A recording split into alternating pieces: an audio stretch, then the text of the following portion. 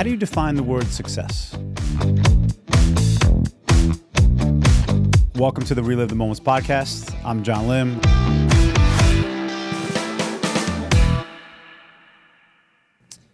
Today we are joined by two extraordinary people whose story is much about family and resilience as it is about business success. Together they built a life anchored in service, partnership, purpose, and giving. He began his year at just 14, working in a small screen printing factory, and went on to spend 4 decades shaping the promotional product industry. She started out in Manhattan's garment trade as a teenager who grew up as a passionate entrepreneur whose guiding force was helping others. In 1999, they decided to combine their talents and vision to create Active World Solutions, Inc., a promotional product company that serves families, government agencies, schools, all done with heart and integrity. Through challenges and triumphs, they've led side by side, not only as business partners, but as husband and wife, living out their values of resilience, service, love, and giving. It's been my honor to become friends with these two individuals. Please join me in welcoming Al and Maria. Thank you, guys. Really appreciate having you. Hi. So, this is the first time that I had two entrepreneurs at the same time, happen to be husband and wife. Okay. How long have you guys married? 36. 36 years. 36 years. Yes. Mm-hmm. And in the bio that I read, you're working together more than that? I will say 36 years as well. Mm-hmm. Okay. For all the people out there in this day and age where they're fast and furious about being single and how hard it is to be in a relationship for all these years and all the complaints that the young kids have, what you're saying is you guys started working together in a business and you got married all in the same year. And 36 later, not only is the marriage successful, but the business is still rocking. Correct. We actually worked at another company prior to starting our own.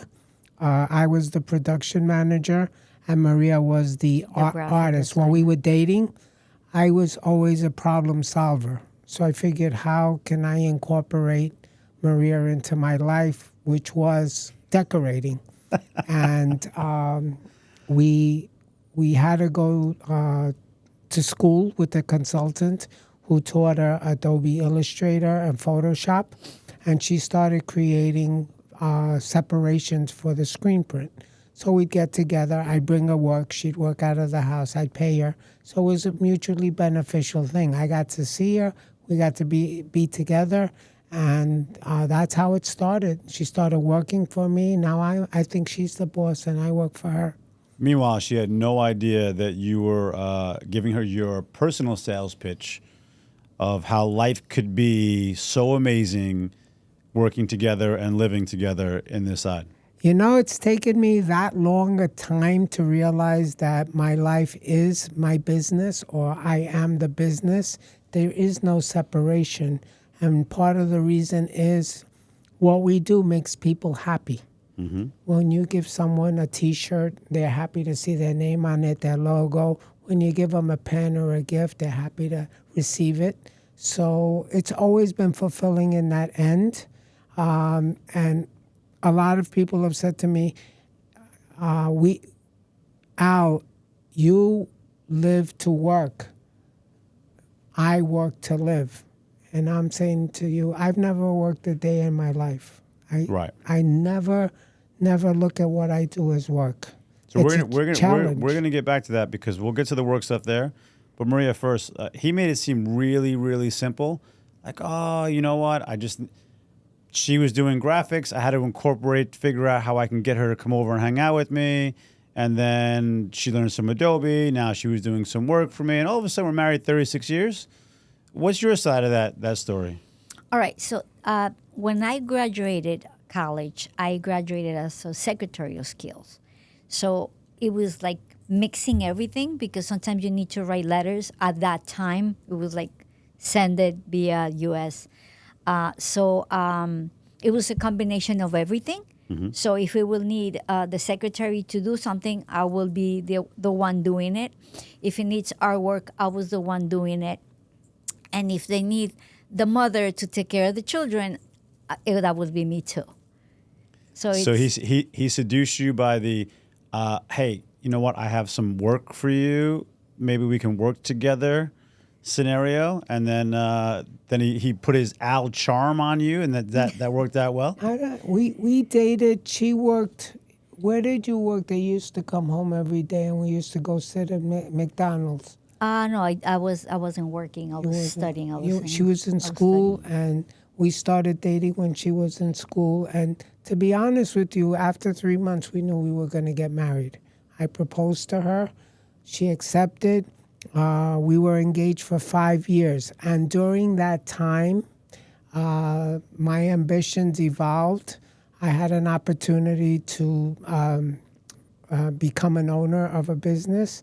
And I said, Maria, you know, if we get married and you learn this, you could stay home and you could take care of the kids. I always believe in the parents being there for their children. So here you are giving her another sales pitch. Okay. Yeah, but we agreed on that. We didn't want anybody to raise our children. Okay, that's a foundation that my parents and my mother instilled in me, you know, and we instilled in our children. You don't have a child and send them to nursery school or have somebody take care of them. So this was a way for her to take care of our child, which we had after about 1.5 years of marriage. And she became a babysitter because she's an entrepreneur. She started taking care of other kids. So she had 3 kids in the house, and she was bringing in income from the babysitting business, the after from school. the art. I'd bring the art at home. She'd work from like 6 to 12 after the kids were gone. So she worked till 12 midnight. I'd go to work in the morning. She'd be home taking care of the house, getting ready for when the kids came out at 3. And that was the cycle. She would do the work during the day, take care of the home. And that's how everything started. We opened up our own business out of unfortunate circumstances. The owner of the business that I was partner of reneged, and the business went from $400,000 in sales to we were doing about $10 million in sales, and we had an agreement that I would purchase it, but he denied it, so I left. It was, and that's what we learned, never to go on verbal agreement Right. because it was nothing written. So then that's when I said, It was okay, trust. you know what? Yeah. From now on, everything has to be In writing and right. writing. And in the end of the day, moving on. it's tough Yeah. that way, right? Listen, as your dear friend and big fan of yours, when you said that Maria was a babysitter, after talking about like she just had a baby, I saw her face, and for a minute I was going to be like, okay, guys, cut the tape, cut this out. I thought you were talking about her being a mom and being a babysitter, and all the moms watching the podcast were going to come at you. Oh. But she was actually a mom and a babysitter. She Yes. had her own child plus a daycare center running at the same time, and Plus then the doing art artwork services. afterwards. Yeah, Yeah, my wife from very little, she says, had to work. She grew up in the countryside and in a farm.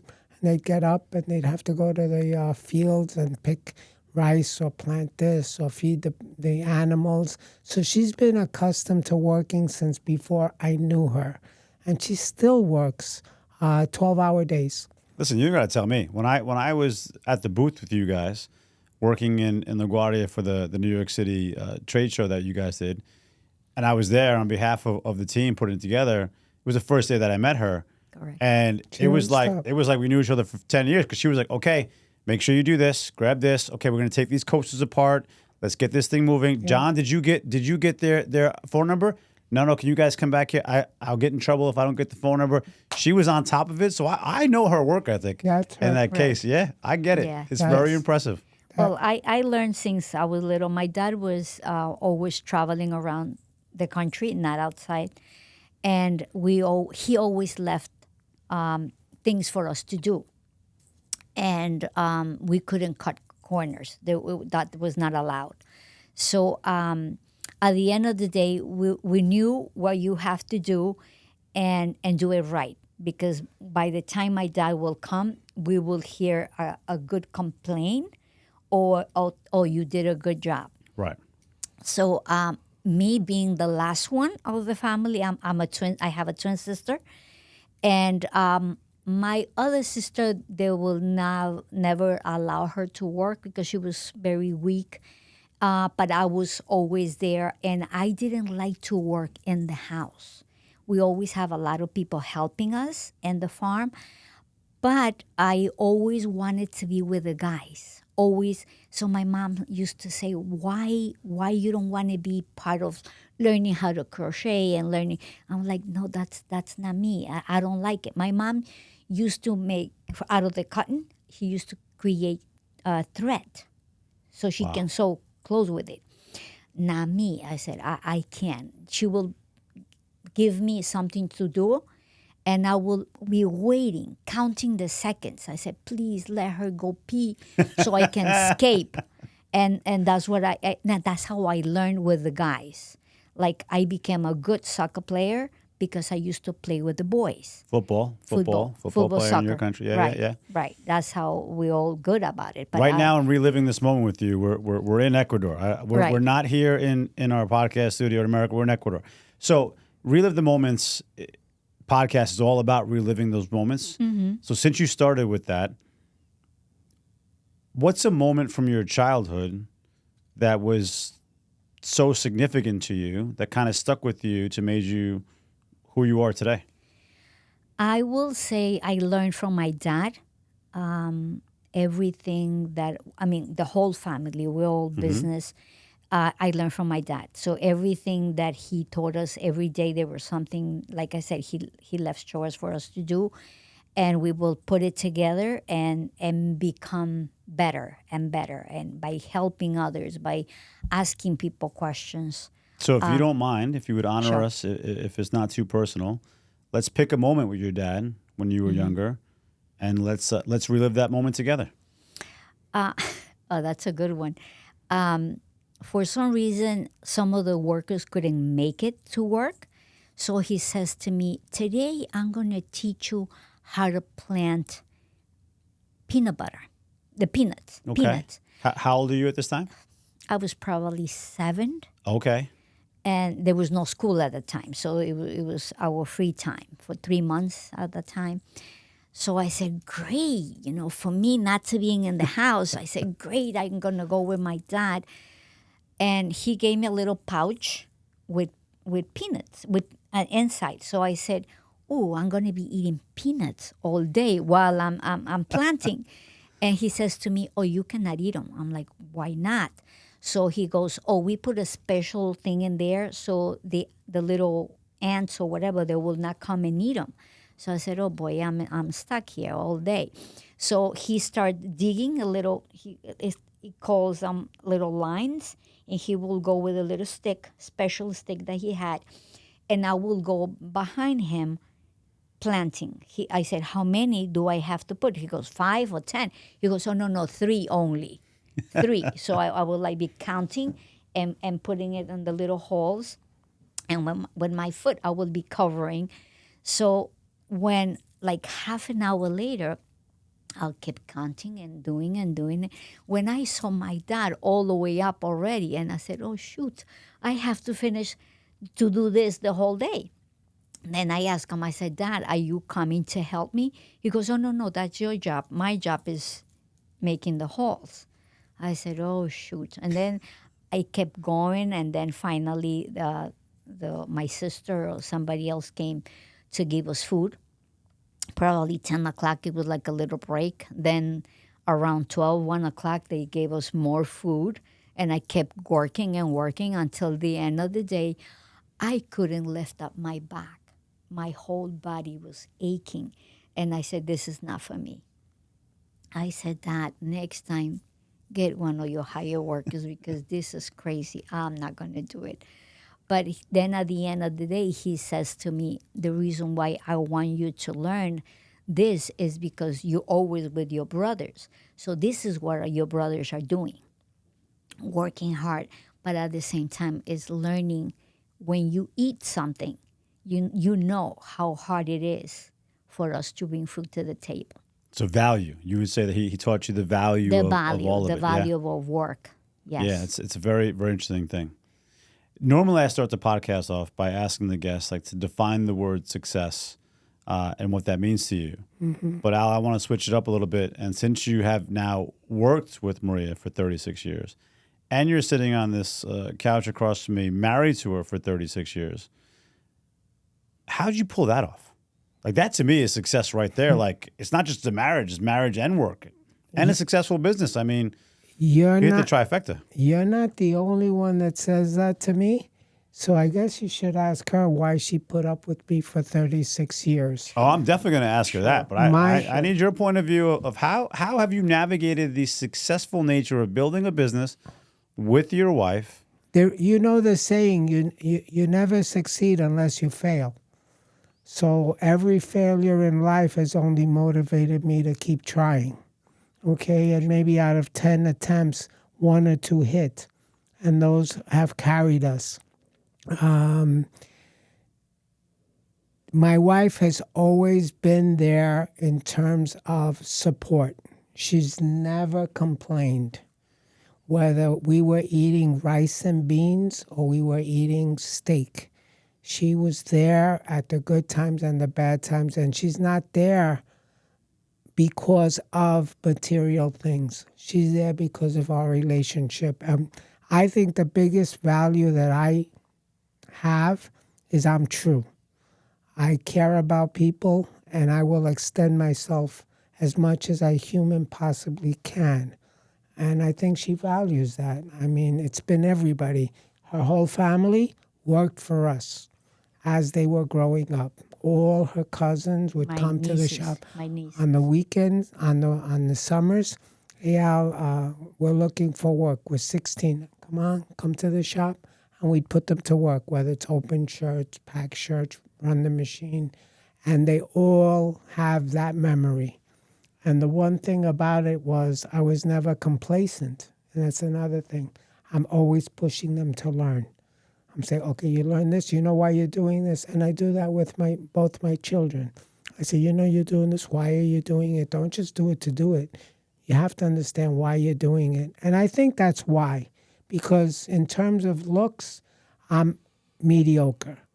But the personality, I think, is what my biggest asset is. It is, I'm telling you, it's being transparent and wanting to help people. I think that's what it is. Listen, I can tell you it's true because I got goosebumps listening to your story and watching her look at you while you're telling it. Yeah. And I think the word transparency is lost on most people, right? Because people are like, hey, I'm an honest individual. Okay, great, you tell the truth. But transparency is telling the truth before it's asked, right? So there's truth. You ask me a question, I give you an answer. But if you don't ask me the question and I don't give you an answer, it doesn't make me dishonest, right? You just didn't ask me. Right. But in a real relationship, you have transparency. You tell the person something before they even ask you. Not to get out of trouble or to protect yourself, but because you want to share it with that person. And you trust in that person where you can be transparent. And I can tell by sitting across that the transparency you guys have, right, is something that everybody watching this right now should admire and aspire to. Because not only have you beat the test of time of 36 years in business, 36 years in life together, okay, and we're not at the end. We're nowhere near the end, okay? So I look forward to definitely dancing at the 50th anniversary party, assuming I'm going to be invited. So, yeah, like it's really I'm in awe listening and watching to you guys in that scenario. So then I'll ask you how do you define success? Success is doing what's right, knowing in your heart that what you do sits well with you. Okay, and that's how I define success. When it comes to customers, I always try to tell them the truth. Mm-hmm. Okay, I don't try to take advantage of the situation and say, oh, you need something tomorrow, so we have $100, 100% rush charge. Or no, we charge. If we can do it, we do it at the same price. I don't know who said this. I don't know if it was a family member, but it stuck with me. If you don't lie, you don't have to remember what you said. Yeah, sure. Okay. Remembering so- your lies is probably the It's a hardest hard thing that thing to liars have to do, right? Yeah, Right. so if you always tell the truth, you don't have to worry about what you said. And that's how, when we hire people, we tell them everything about the company. We tell them what we're trying to do, where we're trying to go. With customers, we tell them the same thing. We're not the cheapest, but if you ask us for something, you know you're going to get it on or before time, and it's going to be right. And if by chance it's wrong, we're We'll going to fix make it. good on it. We don't argue with you. No. Right. Well, listen, there's no point in arguing about it anyway. But I have a question, because I ask that question about success all the time, and I'm going to ask Maria the same question. And no one today, and the people we've had on this podcast, probably the wealthiest guy is 50 million, on his liquid side. He's done hundreds of millions of dollars in different transactions, but no one's answered it by money, right? So my question to you is, when you think about success, like you said, right, doing what feels good in your heart and doing the right thing, then how do you actually, to help the audience understand, how do you understand from a day-to-day, a week-to-week, a month-to-month, a year-to-year, how successful you really are? Because when you look at business success, it's, hey, I started with 0 and now I have 10 million, 20 million. The success is by the mathematical number in your bank account. But your success that you're talking about is holistic, right? It's from the heart, has nothing to do with money.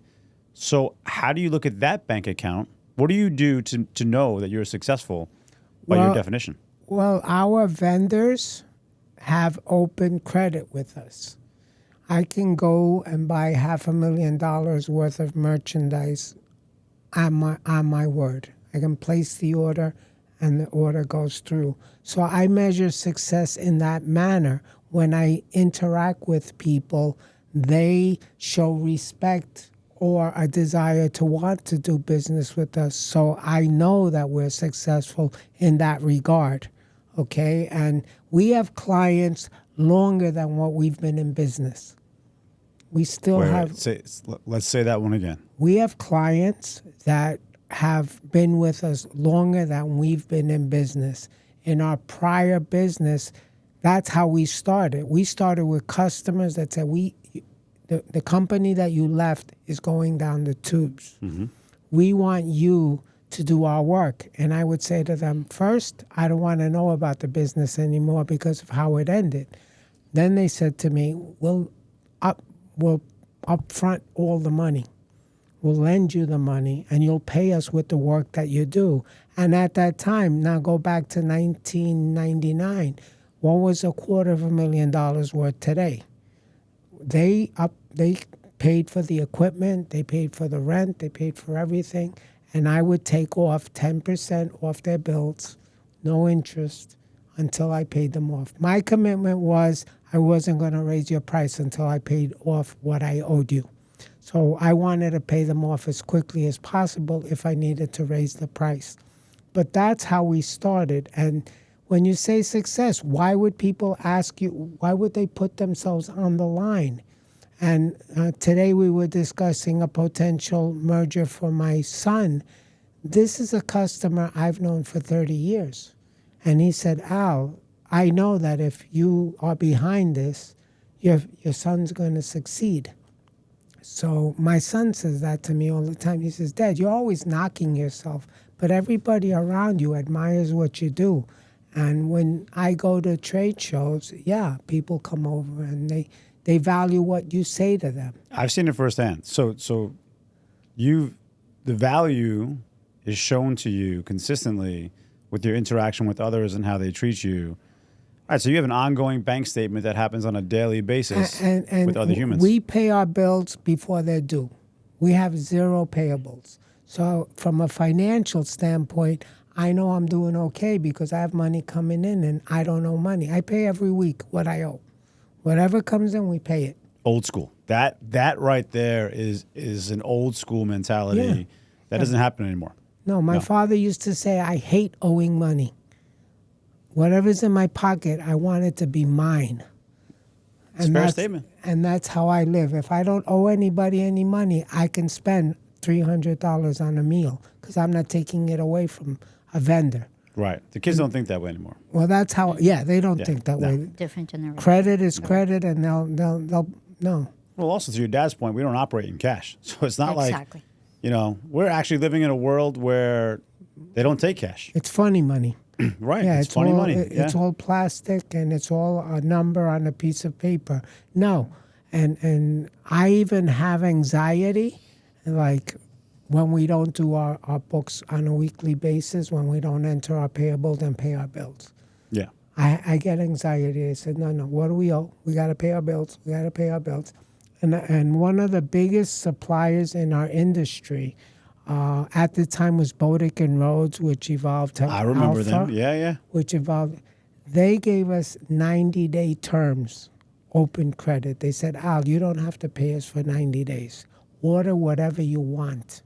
And at the time, we were buying over $1 million. Bodick and Rose. That brings a blast to the past. Yeah. I remember we were in Atlantic City and the rep was there. So I said, is it possible for us to have 90 days? He looked at me like I'm nuts.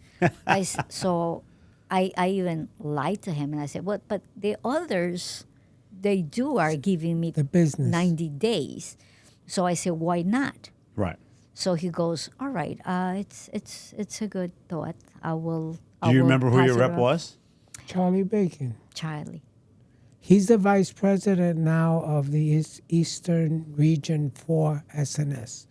And he knows us when he was a sales rep. Do you remember a gentleman named Mark Held? Mark Held, yeah. Yeah. I remember his Yeah. name. I didn't work with Mark Held. He was in charge of sales. Yeah. Shout out to Mark. We'll send you this podcast, by the way, because I just connected with Mark on LinkedIn recently, because I haven't been on there in a lifetime. And now that we do the podcast, I'll start posting them on there. So yeah, he was instrumental in my early days in helping out. But yeah, I mean, Bodick and Rose was such a great company, so it was a fun thing to be a part of. Steve Rosengarten was the sales rep originally of I forget their names, Bodick and Rose. They were actually two individuals. Yeah. And I remember going as a kid, I must have been 19, 20, with starry eyes with a customer of ours who was 20 years my elder. And he said, give them credit. And I was like shaking. I was like, and the guy said, okay, based on his word, we're going to give you credit. Yeah. And what Maria said, I don't want it to pass over. In the business standpoint, Maria's a better business person than I am. She has a better sense of what's to do and not to do. I'm more of an emotional person. I gloss over the numbers. Like, I always look at the numbers with rose-colored glasses. I don't look at the what-ifs. She's always at the what-ifs, and you saw her in the conversation. Listen, because you're the salesperson. You're the dreamer. You're the person that has to envision this stuff. Look, I'm the same way.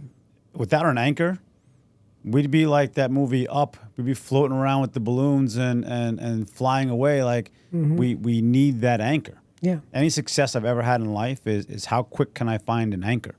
Correct. Because I'm ready to fly away. Like, I'm always ready to fly away to the next thing, to the new thing. So in that note, it's a great segue into Maria. How do you define success?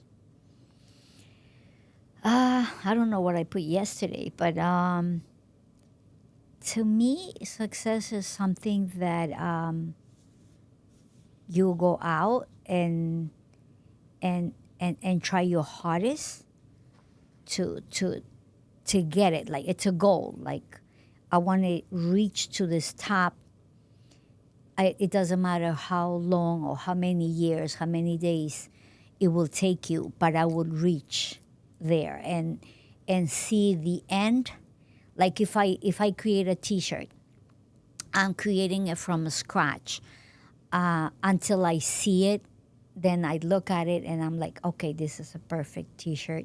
So seeing the lookout, seeing what the outcome is, that's how I find. And then if I sell it and if I see that look on the client that he's happy and he gives me or he sends me a thank you note. It was great or whatever. It was nice meeting you, and thank you for what you did for me.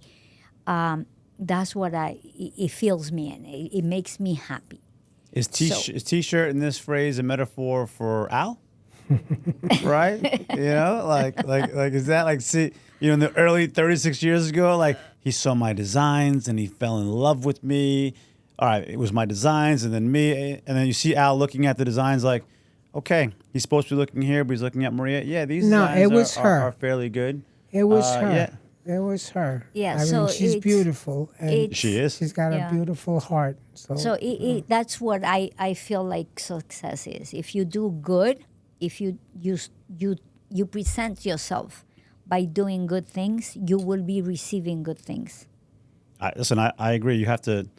There's so many great books to reference it, but I love Napoleon Hill because he wrote many things, but he wrote these two books almost 100 years ago. Okay. And they're literally relevant today. Like Think and Grow Rich is a book that every young kid should read. Every entrepreneur should read Think and Grow Rich and make a choice about how rich do you want to go? Because he's talking about icons. And how you want it to go also. Right. So he's talking about icons that are willing to give up anything to be a tycoon or in that scenario. Now, I'm not willing to give up my family to do so. I don't need to be that rich, right? There's your castle is as big as you want it to be. But I'm in the middle of his book now. It's about the conversation with how to outwit the devil. Oh. Okay, and I'm on chapter 5. There's 3 chapters about him interviewing the devil, and when you read these, right, he's literally talking to the devil, right, in this book, which he has 2 different voices he's doing it through, but it's basically he's talking to AI. Okay. He's literally talking to AI. Like when I listen to it, I already can envision the way that he's speaking to AI. Devil's giving the answer back. No, that's the wrong answer. I want more details. Send it back.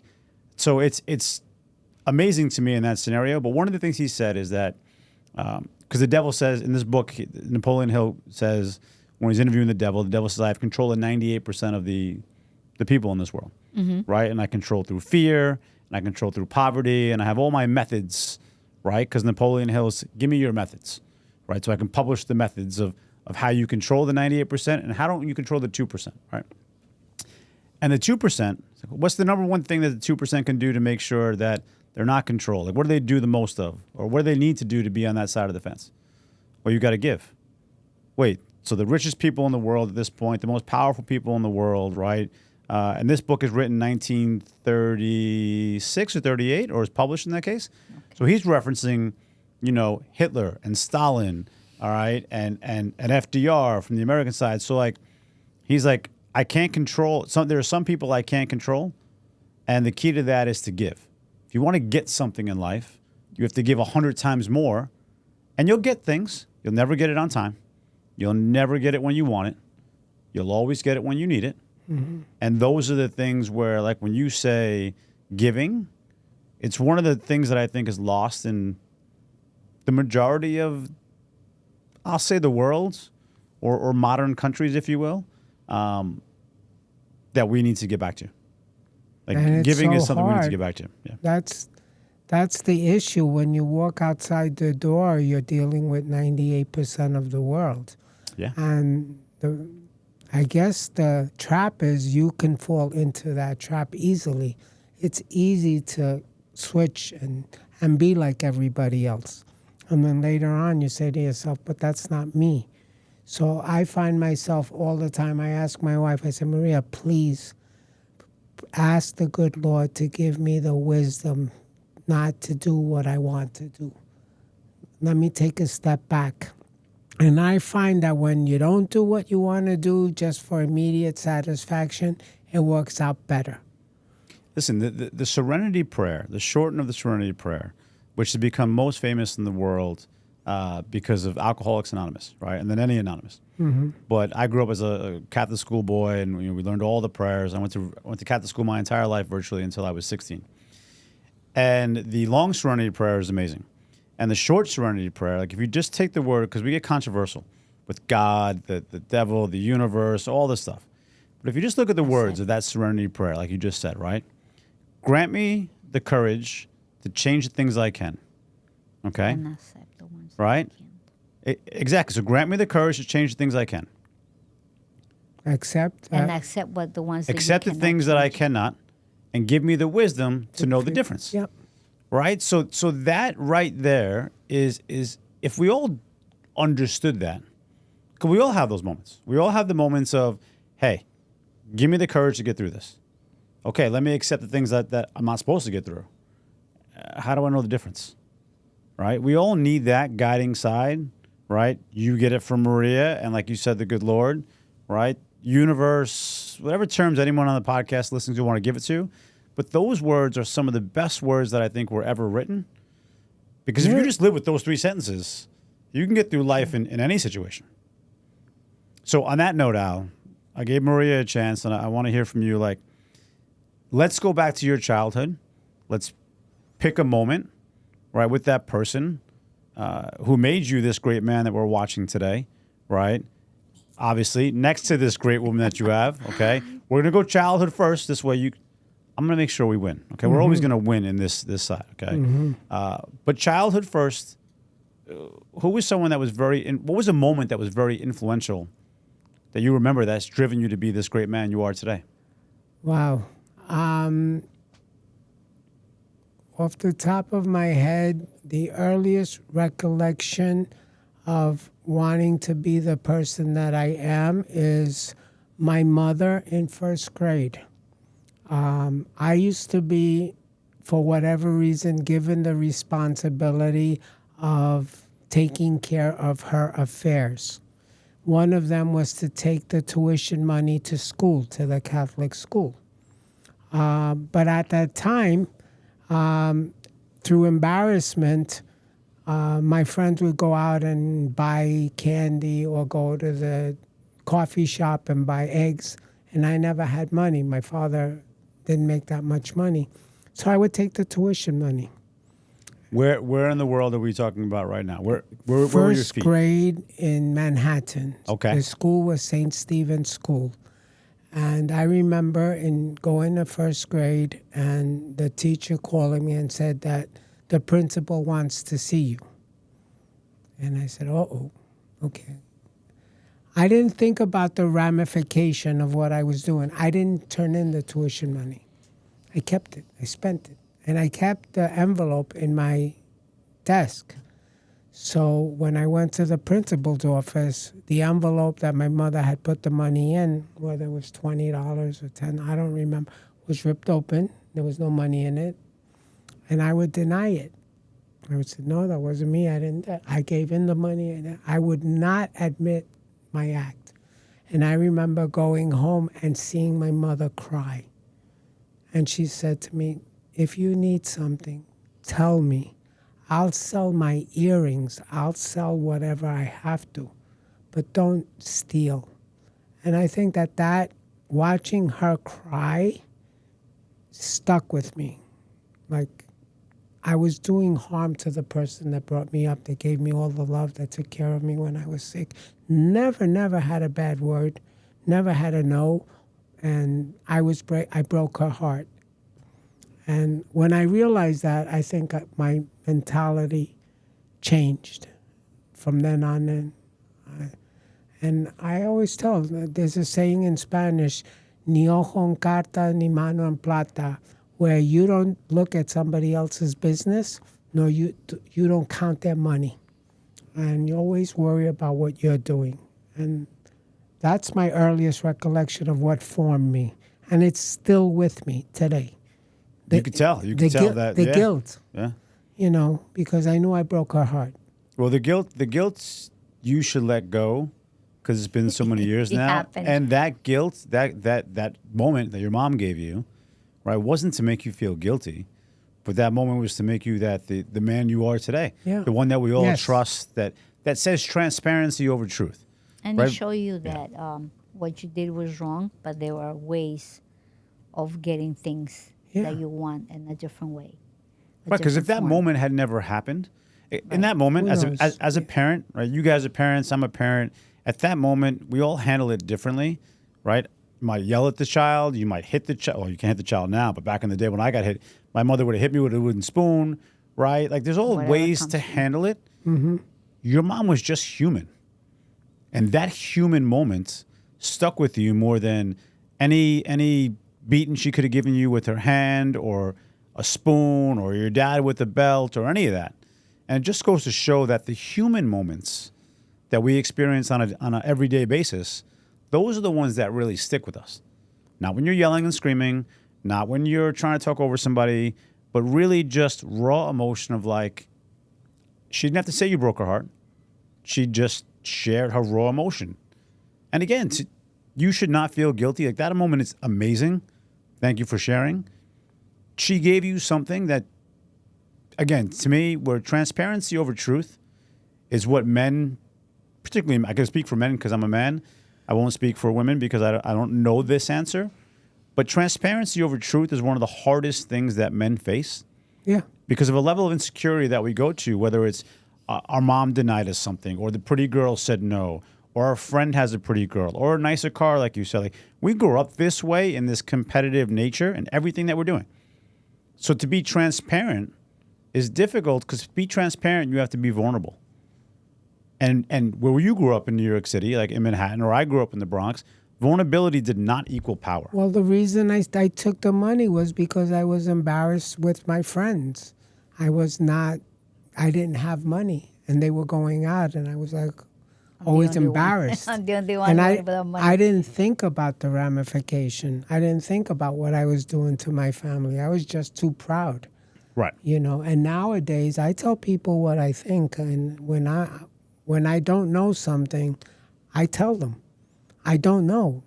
So, you have to help me here because this is outside my pay scale. Okay? And when it comes to computers and technology, I struggle. It's not that I intentionally don't want to understand. It's just that it goes so quickly. By the time you learn one, there's 7 different iterations. Okay, first, you're not alone. Second, I'm going to tell the audience that, yes, you are being transparent, but I've seen you at a trade show, okay, taking your phone, using this tap technology, showing everybody how it works. And listen, That is true. I'm one of the guys that have behind the founding of this tap technology into these things, and you're explaining it better than I can. You had a crowd around you, Yes. right? And I'm We just sitting saw there it. and all like, okay, I'm getting my ass kicked. I'm getting my ass kicked. Somebody else doing the Right. work for me. Right. Yes. So the Well, I believe in it, not to pat you on the back. I think we're here because I believe in what you have. Okay? And Thank you. before meeting you, I met the technology. I remember going to your table and being shown and being amazed. And my brain started like, I can do it for here, I can do it for here, I can do it for here, but I need help getting it putting there. it together. And that's why we're here.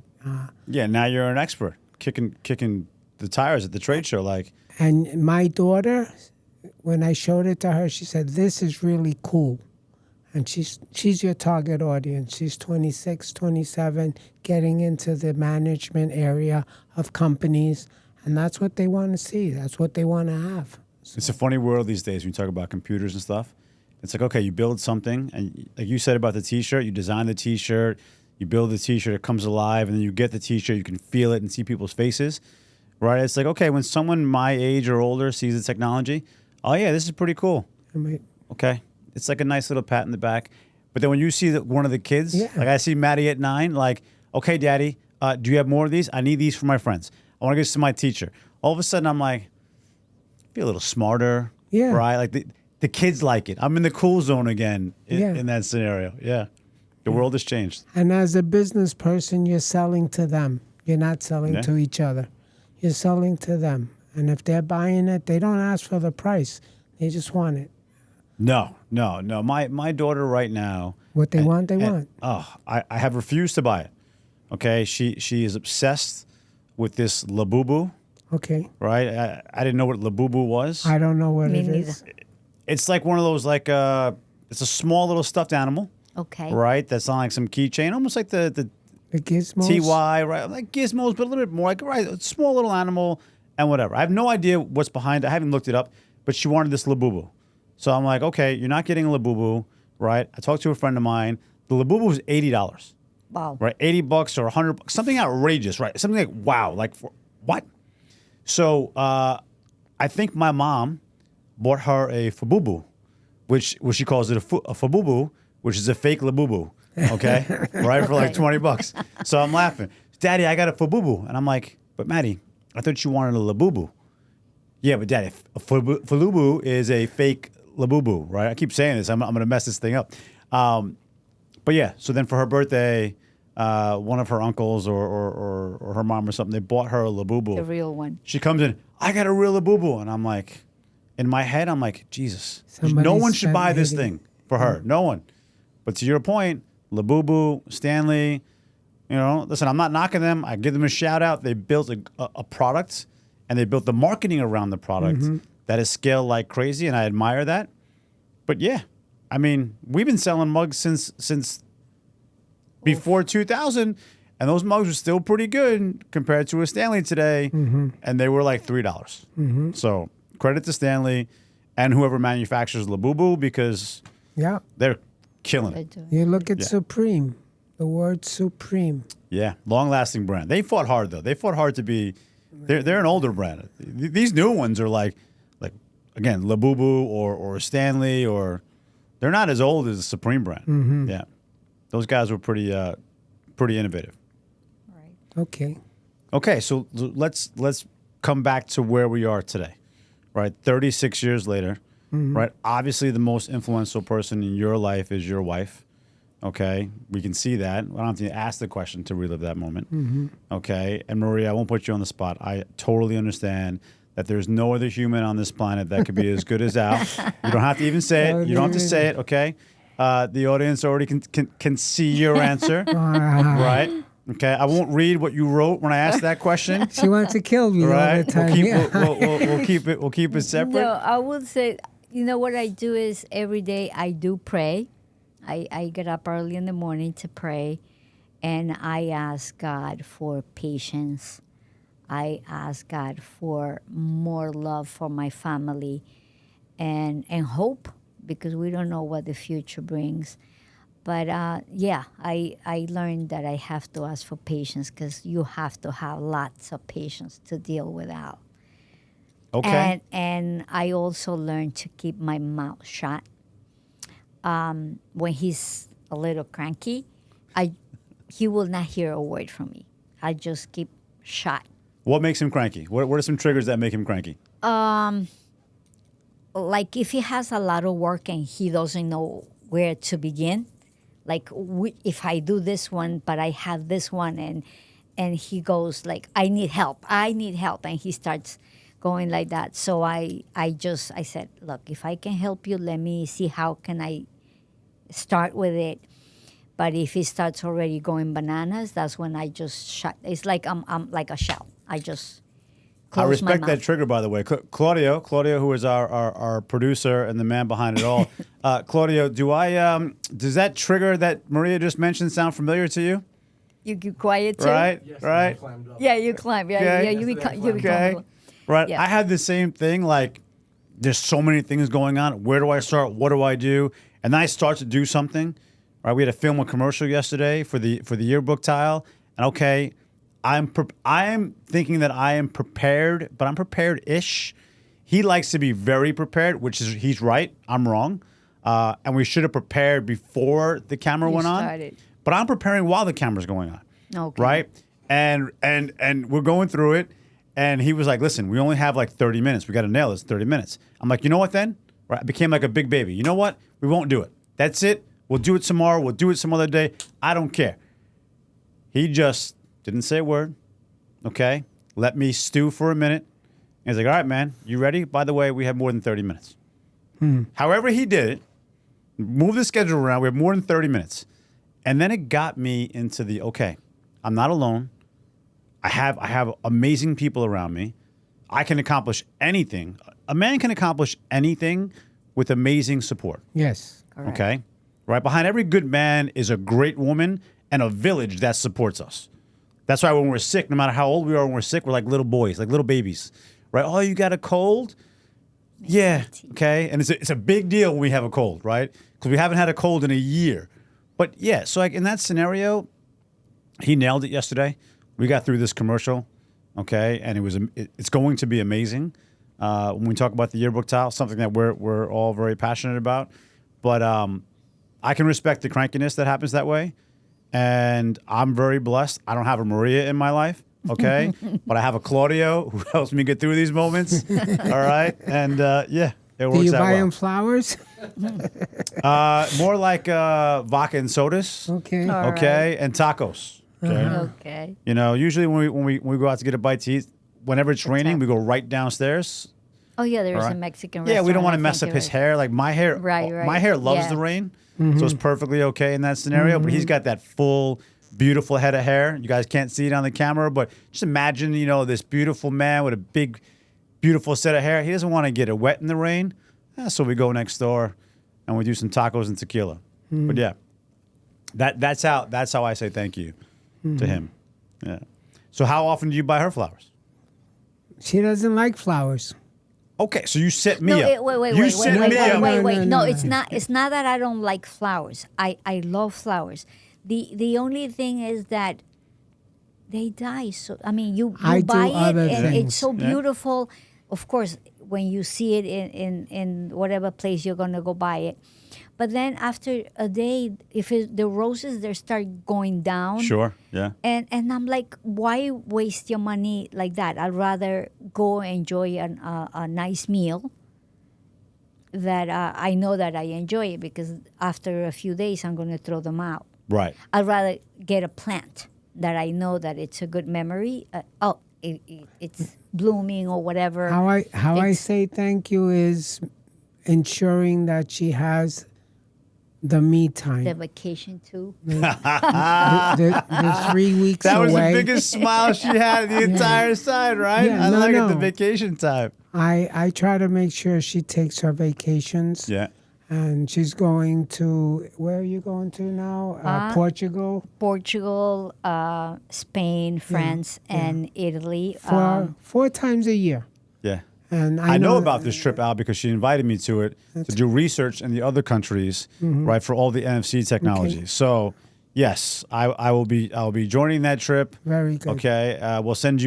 We'll do a bracelet where we'll tap the meals we're having. Okay, and you can relive the moments with us in Portugal and Spain and Italy and all these great foods. She loves that. She loves that. And trust me, when she's not here, it's very hard. Okay, because she is the backbone of the business. And she takes the computer with her. I was going to say She that. gets up at 3 in the working. morning and does 4 hours of work. Make sure that the artwork is approved or etc. But at least she's away. Like she went to Ecuador and there's a therapist, a holistic therapist that doesn't believe in medicine, but Okay. massages and Yep. steams and teas and it does her a world of good. And This is it. He calls In them up Ecuador. and he says, "My wife is coming over. Yeah. Please take care of herself." I make the appointments. And this is Spain? This is in no, Ecuador. this is in Ecuador. Oh, in Ecuador. Yes, Okay, yes, Ecuador. Sorry. yes. Yeah, I was going to say, because Claudia was No. born in Spain. But I guess we need that number, Claudia. So when we go back home, I can we get- get that set up. Yeah. I can get you the name of he belongs to an international group of therapists, but my wife only swears by him. She doesn't want to go to someone here of the same practice. All right, Claudio. Listen, just make a note that we got to make sure we verify that in person, and let's book these You tickets to Ecuador so we can you're check it gonna- out. You're gonna love it. He cracked my back. I felt like $1 million. He put me in a steam tube.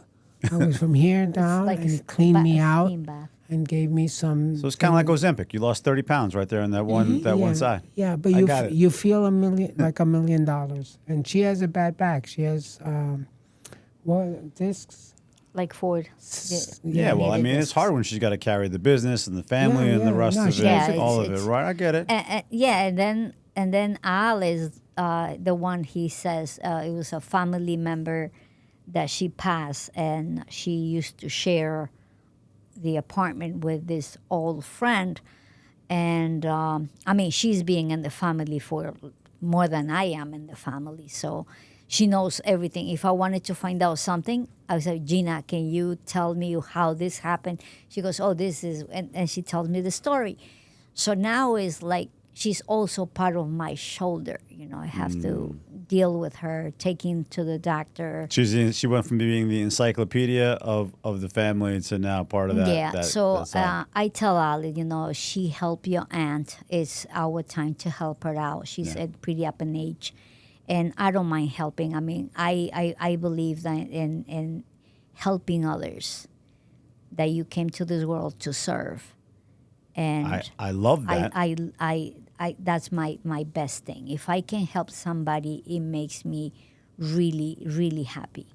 I love the way you say that because I believe in God and I believe in the universe. Matter of fact, controversial as it might sound, I believe that God is a man and the universe is a woman, right? They came together, okay? Because if you look at the Old Testament of God, okay, that was a really, really male-only dominated, Correct. can do that kind of damage. Exactly. All right, then we're given Jesus in the Bible, all right? And then all of a sudden, right, God's much happier.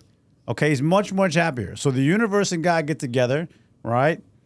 And God handles, you know, the bigger things of the harder, like once in a while stuff. And the universe operates every day, just like a mom in the household operates every single day. So I've always had that theory as I've gotten older that, okay, you need the balance and the combination. And I'll often hear myself say, whether I'm talking to God or the universe, like, thank you. I'll give gratitude. I'm so grateful. And I'm here to serve. Exactly. I'm here to serve. So I love that. On that note, what I want to do is I want to ask each of you, we'll go Maria first. What's your favorite quote? That's the one that I was telling you. I just mentioned that to serve. You were born. I'm here to serve, and if you're not born to serve, then what's your purpose in this life, in this world? That's a question I think everybody should ask themselves. Like, Right. if like, there's a friend of ours that has a podcast called Finding Your Purpose. Okay. And I think that's a great question. Okay, so we're all here to serve, right? And he believes in that. He believes in helping others. So whether you say helping others, serve, whatever words don't trigger you, we're all here to help others. What's the number one purpose you have? Like, how do you fulfill that purpose? How do you help others in that purpose? That's a question that I think everybody should ask themselves. So Al, what's your favorite quote? Verbatim, I can't cite it, but basically it's in 100 years, it doesn't matter how much money I had. It doesn't matter how many cars or how many houses. The only difference that would matter is if I helped somebody along the way and I made a difference in their life. That can outlast everything. And I believe that. And I have examples in my life of people with nothing that are now very successful. And those are the people that give back the most. I mean, someone that came here with 3 children, no education, I pushed her. I saw that she had the ability. I told her to go to school. I told her to learn this, learn that. Now she's very comfortable, and she gives a lot of her time to the church. And she said, Don Alvaro, if it wasn't for you, and her kids have all graduated from graduate school. They all make 6 income figures. Those kids have helped their cousins. So by helping this one person, I see an example of about 8 or 9 lives that are better off because of helping this one person, not leaving her. She was good at one thing, but I said, no, you have to learn. You have to learn. You have to do this. This is how you buy a house. This is what you got to do. Come on. And she came along. So who is this beautiful person you speak of? Her name is Leticia Garzon, and we just went to her wedding. When we met her, her husband had left her with 3 children, small toddlers. Actually, there were only two. Two. With They were two. twins, the twins. Okay. And they graduated. They had Masters. masters. Yeah. They both work in Atlantic City Nubu. on the Nubu restaurant. Yeah, yeah. Yeah. With the They head being chef on and the TV manager shows there. too. So she did very good raising those two girls. Then she remarried. She has two more children, and she's doing excellent. Listen, it's a testament to the both of you. And before we wrap up, like you'll have the last word to wrap up, and we can share with everybody like where people can find you, because I feel they're going to want to. But it's a testament to both of you as I sit across, not only to get to know you better. So I'm grateful you share those moments with me. But if the audience can't see this, right, or feel, they're not going to be able to feel this exactly what I feel. But the love in this room is something that every human should strive for. Thank you. Right? You guys are the real testament to people that can, hey, you know what? It's not easy. Okay, there's no unicorns and rainbows in this 36 years. But the same guiding light, because you guys have the same guiding light of helping others, has allowed your light to continue to grow and stay bright. And I think it's one of the most beautiful things I've ever seen. I'm going to close with this, okay? And it's my son. My grandparents, her father, made a tremendous mistake. He had a rent-subsidized apartment, and the owner offered him $20,000 to move. He took the money. A year later, he had spent the money on the new apartment at $2,000 a month. He had nowhere to go. He's in his retirement years, I guess over 65. And we had space. My son had an apartment in the basement, and I went to him and I said, Peter, your grandparents don't have a place to stay. And he didn't hesitate. He said, they can come live with me. This child, 20 years later, he used to say to me, I love my grandmother's house. He grew up with my grandmother upstairs. We were downstairs. He owns that house.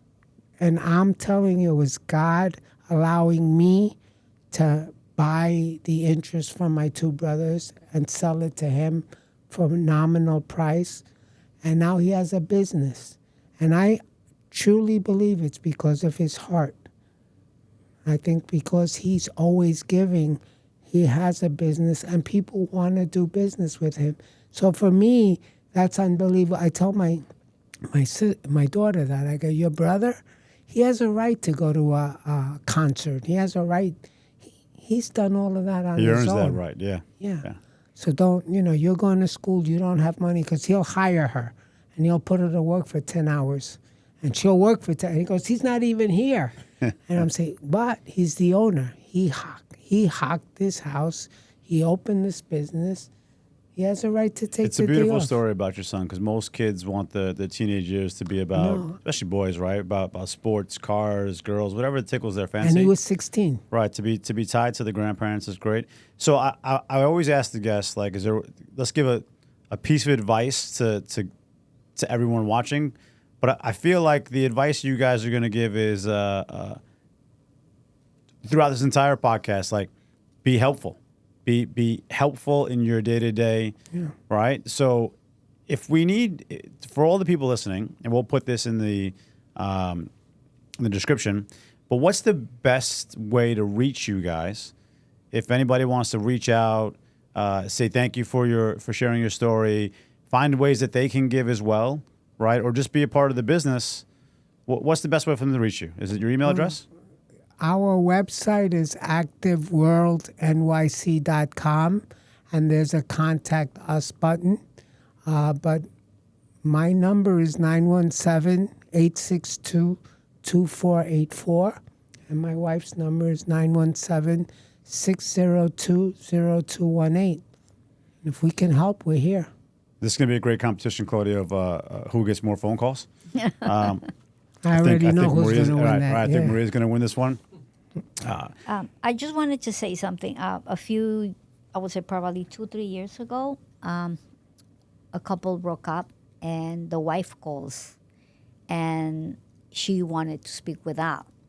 So Al goes, I think you better talk to my wife.